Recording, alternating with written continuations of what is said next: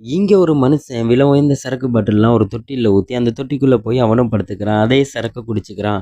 அப்புறமா அந்த தொட்டியில சுத்தி உப்ப கொட்டி, அந்த உப்பவே சரக்குக்கு டேஸ்ட்டா பயன்படுத்துறான். இப்படி வினோதமா வாழ்ற இவன் தான் இந்த உலகத்தோட கடைசி மனுஷன். அப்படியே நாட்கள் நகர நகர போர் அடிக்க, இவன் இங்கிருந்து எப்படியாவது வெளியில போகணும்னு அங்கிருந்து வெளிய கிளம்புறான். வெளியில போய் அங்க இருக்கும் சூப்பர் மார்க்கெட்டுங்கள உடைச்சு, அங்க இருக்கும் சாப்பாட்டு பொருட்கள எடுத்து அவன் சாப்பிட்டுக்கிறான். இவனோட சந்தோஷத்துக்காக அங்க இருக்கும் விலை உயர்ந்த கார்கள தள்ளி விட்டு இடிக்க வச்சு ரொம்பவே ரசிச்சு என்ஜாய் பண்ணிட்டு இருக்கான். அதுக்கப்புறம் இவன் நாட்கள் நகர நகர இவன் வீடே ஒரு குப்பை குழியா மாறிட்டு வருது. இவனும் ஒரு குப்பையோட குப்பையா தான் வாழ்ந்துட்டு இருக்கான். இவனோட ஸ்விம்மிங் பூல்லலாம் ரொம்ப சாக்கடையாவே நாத்தடிக்க துவங்கிருது. இவனுக்கு ஒரு பாட்டி இருக்காங்க. அவங்கள பார்க்கும்போது இவனுக்கு ஞாபகம் வருது. அவங்ககிட்ட பேசணும்னு நினைக்கும்போது அங்க இருக்கும் கடைங்கள உடைச்சு அங்க இருக்கும் பொம்மைகிட்ட குழம்பிட்டு இருப்பான். அப்படியே குழம்பிட்டு இருக்க பொம்மையை கிஸ் பண்ணும்போது அந்த பொம்மையோட கை உடைஞ்சு வந்ததுமே ரொம்ப கோவப்பட்டுருவான்.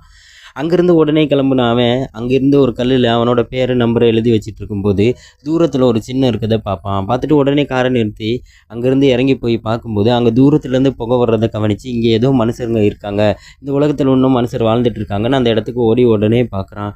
அங்கே போனது சமைச்சு வச்ச மாதிரியும் 2வது ஒரு காரும், ஒரு பெண்ணோட ட்ரெஸ்ஸையும் பார்க்குறான். அந்த ட்ரெஸ்ஸை பார்த்தது இது வரைக்கும் எந்த ஒரு இது இல்லாமல் தனிமையாக வாழ்ந்தவனுக்கு அந்த ட்ரெஸ்ஸை கண்டோன்னே ஒரு சந்தோஷம் வந்துடுது. அப்படியே மயங்கிடுறான். அப்படியே அவன் மயங்கி கண்ணை முழிச்சு பார்க்கும்போது ஒரு கண்ணுக்கு எதிர ஒரு அழகான பொண்ணு வந்து நிற்கிறா.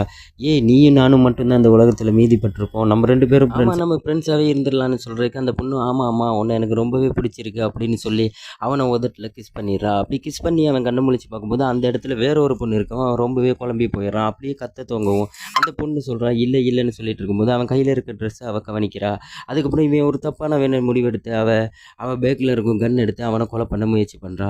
அப்படி கொலை பண்ணும்போது அவன் இல்லை இல்லை இந்த உலகத்தில் நீயும் நானும் மட்டும்தான் இருக்கும், நான் சொல்கிறது ப்ளீஸ் கேளு, நம்ம இப்போவே நண்பர்கள் ஆகிடுறான்னு சொல்ல அந்த பொண்ணும் அதை புரிஞ்சுக்கிட்டு அதுக்கப்புறம் அவங்க 2 பேரும் சந்தோஷமாக பேசி இந்த உலகத்திலே அவங்க 2 பேரும் மட்டும் நிம்மதியாக சந்தோஷமாக அவங்க வாழ்க்கையை தொடர்ந்து போகிறாங்க.